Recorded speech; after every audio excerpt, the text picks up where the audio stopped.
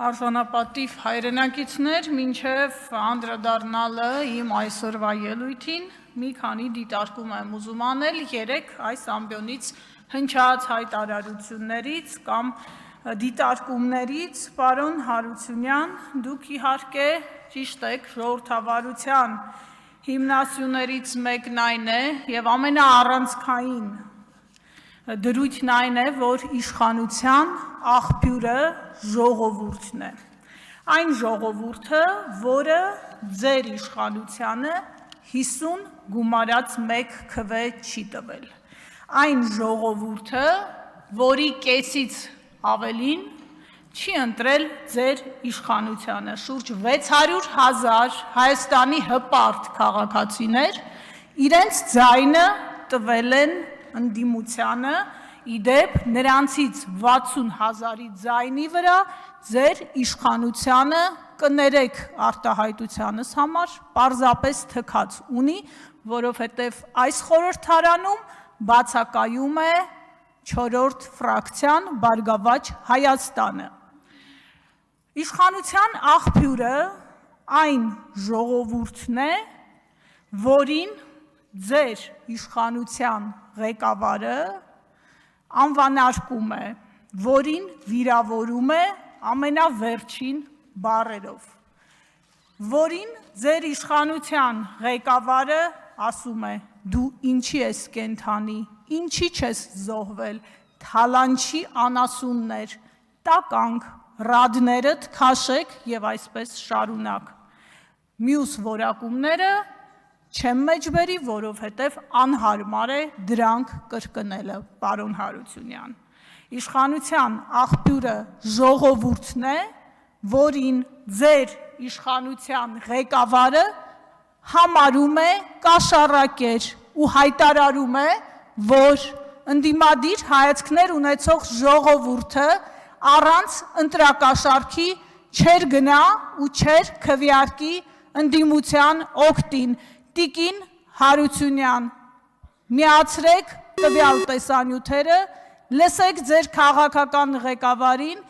և այո, Հակոբյան ներողություն և զբաղվեք ինքնահայեցողությամբ։ Պարոն Հարությունյան, երբ ես դիրքորոշում էի հայտնում երեկ, ես խոսում էի քաղաքական պատասխանատվության մասին և չէի խոսում իշխանության աղբյուր հանդիսացող ժողովրդի մասին։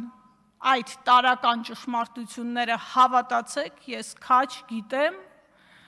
սա իգիտություն։ Հիմա իմ հիմնական խոսքը տիկին Մանուկյան, դուք առաջադրվել եք մի շատ կարևոր հանձնաժողովում, որը հանրային վերահսկողություն է իրականացնելու պետական միջոցների նկատմամբ և ընդդիմադիր հայացքներ ունեցող և ոչ ընդդիմադիր հայացքներ ունեցող քաղաքացիների միջոցների նկատմամբ։ Մի ահռելի բաժին այդ միջոցներից պետությունը հատկացնում է հանրային հեռուստաընկերությանը, կրկնում եմ, հանրային, ոչ թե իշխանական, և 18 թվականից ի վեր այդ միջոցները աճի միտում ունեն։ Եթե օրինակ 19 թվականին 6 միլիարդի էր հասնում հատկացումը, 25 թվականին 8,4, 26 թվականին 8,3 միլիարդ, միտումը ակնհայտ է և բավականին խոշոր գումարի մասին է խոսքը, բայց ինչ ենք մենք արձանագրում, հանրային հեռուստաընկերությունը ձեր իշխանության օրոք վերածվել է իշխանության սպասարկու քարոզչյան մեքենայի։ Այս խորհրդարանում աշխատանքները սկսելուց ի վեր դա արձանագրվել է փաստերով։ Օգոստոսի 7-ի ՖԻՊ-ի հրապարակումը, Հ1-ի լուսաբանումը սոցիալական հարթակներում և փաստեր օգոստոսի 2-ից 6-ը Հ1-ի յութուբյան ալիքում ազգային ժողովի աշխատանքներից հրապարակվել է 60 տեսանյութ, դրանցից միայն 3-ն է նվիրված եղել ընդդիմությանը։ Եղել է Facebook-ում 70 տեսանյութ, որոնցից միայն 2-ն է առնչվել ընդդիմադիր պատգամավորների ելույթներին։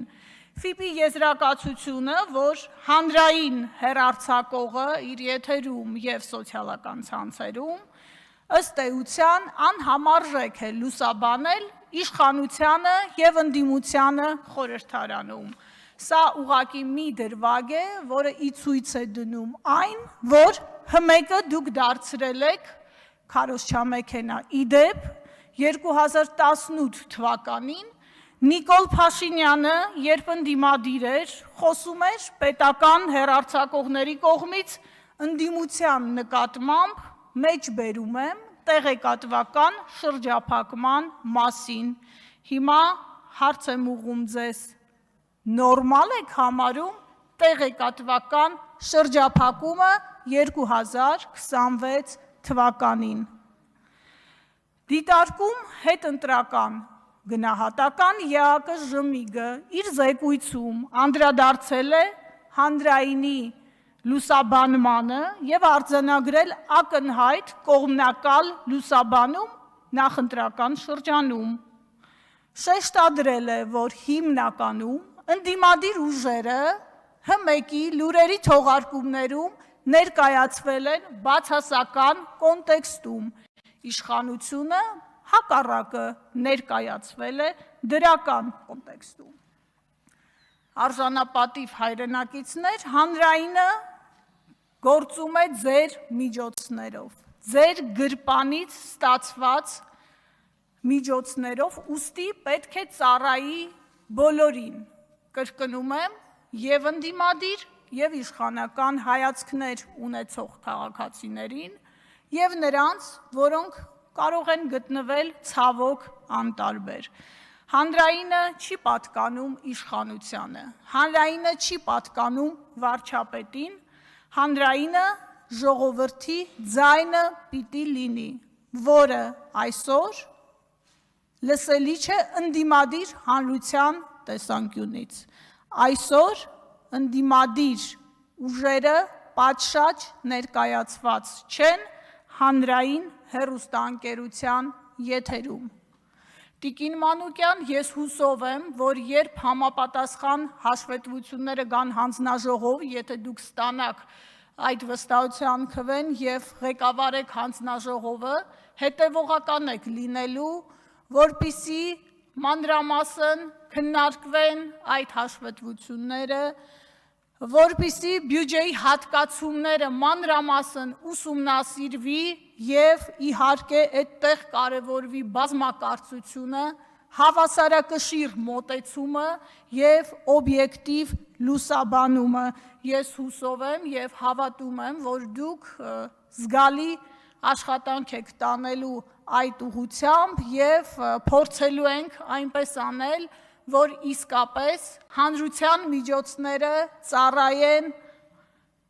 հանրությանը լայն իմաստով և ոչ թե նրա միայն մի հատվածին կամ իշխանական նեղ խմբակին, թույլ տվեք այս բառը օգտագործել։ Շնորհակալ եմ։